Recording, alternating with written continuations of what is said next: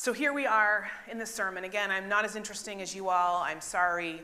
You've been doing so good. Thank you so much. So we, of course, are in this moment in the life of a prophetic teacher, seeing Jesus in the Gospel of Luke in these interesting conversations that he is navigating. And it made me think of this critique I've heard of Christianity. Some people are so heavenly minded, they are no earthly good. And for some reason, that's in a southern accent in my head. Has anyone ever heard of that? So heavenly minded, no earthly good. It was originated by Oliver Wendell Holmes, 19th century physician and poet, and echoed in more recent times in a song by Johnny Cash called No Earthly Good. I think it's meaningful, but I don't think it paints the full picture.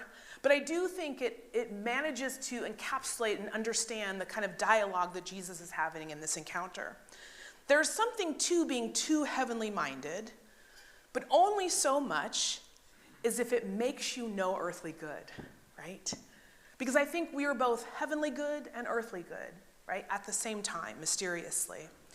It's interesting for Luke, the gospel author, to put this argument in the gospel as this encounter happens, of course, before Jesus' resurrection, right? So we as the readers that are coming, 70 years later, a generation or so later, of course, as they see this interaction, as you read it, you're like in your head going, well, I know the end of the story. I know the resurrection thing's coming up again, right? And so we know that, which I think makes this moment all the more potent. So why does it matter that we have a theology of the resurrection, aside from simply not wanting to side with the mean Sadducees who don't? It matters because a theology of the resurrection reminds us that life is far more sacred and eternal than we thought. That's why it matters.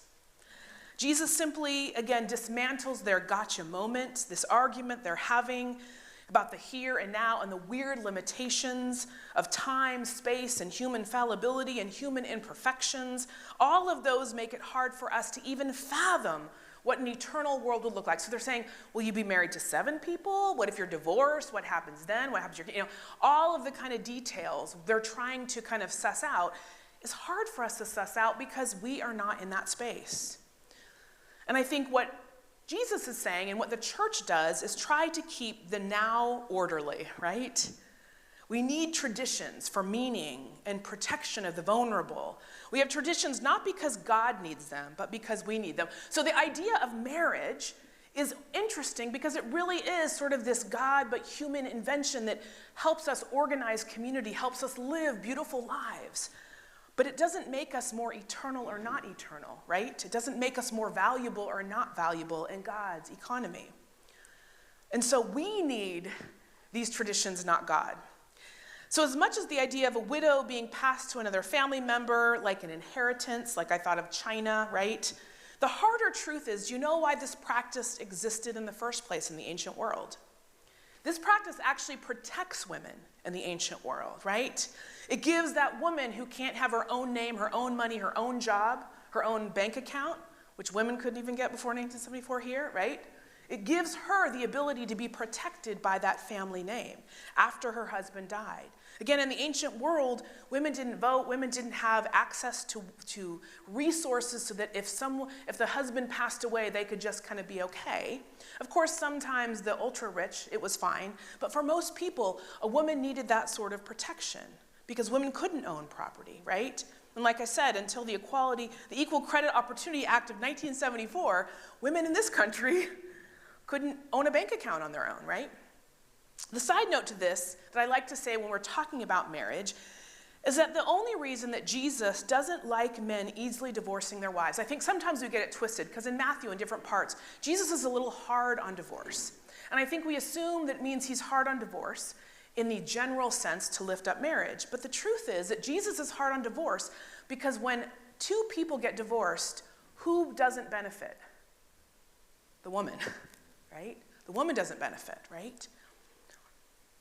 So because in this moment, Jesus is having this dialogue and this discussion, Jesus' main point in this is that marriage is appropriate again for this age, but not necessarily that age, whatever that age looks like. Where relationships and meaning and fulfillment in our humanity will eventually be perfected. It's not perfected now, and so we need relationships to help us. Marriage makes sense now. It's beautiful now in this world. It creates structure and safety. It helps us grow in communities. It gives context for commerce. But none of that is needed in the world to come.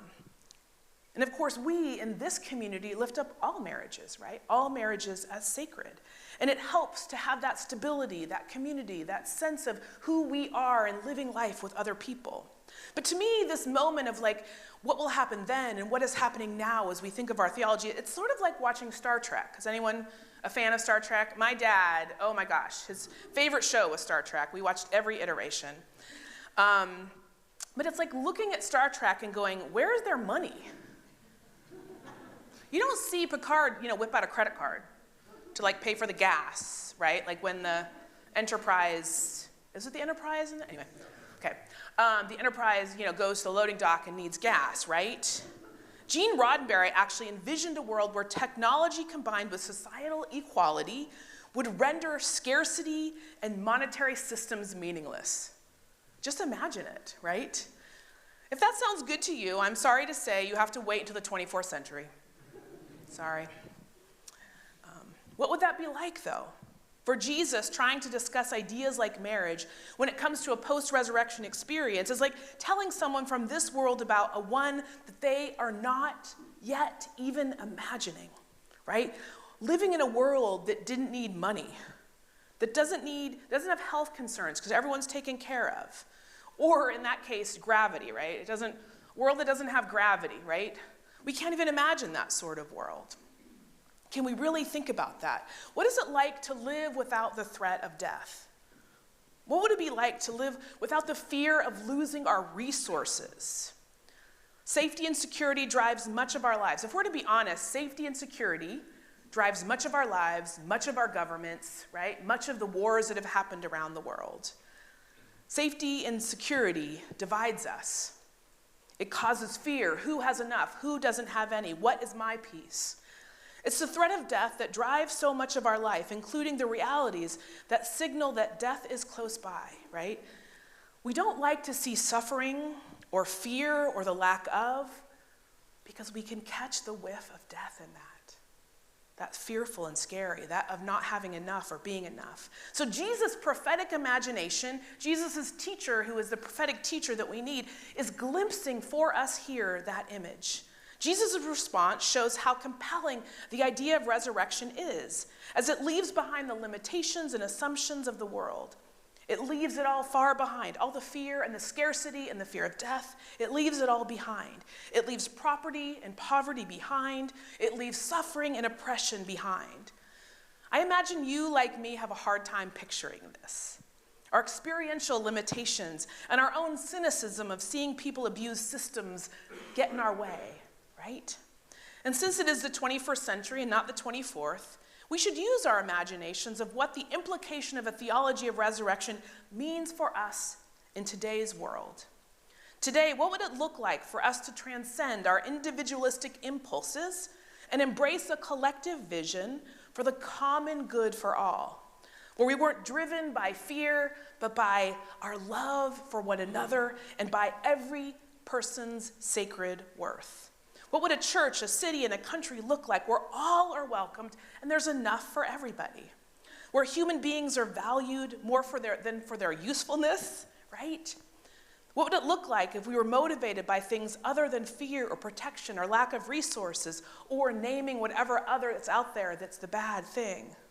Resurrection for me is important because it was important to Jesus. Because Jesus' ministry makes it clear, right, that the insidious motivations of humanity don't need to reign in our lives anymore.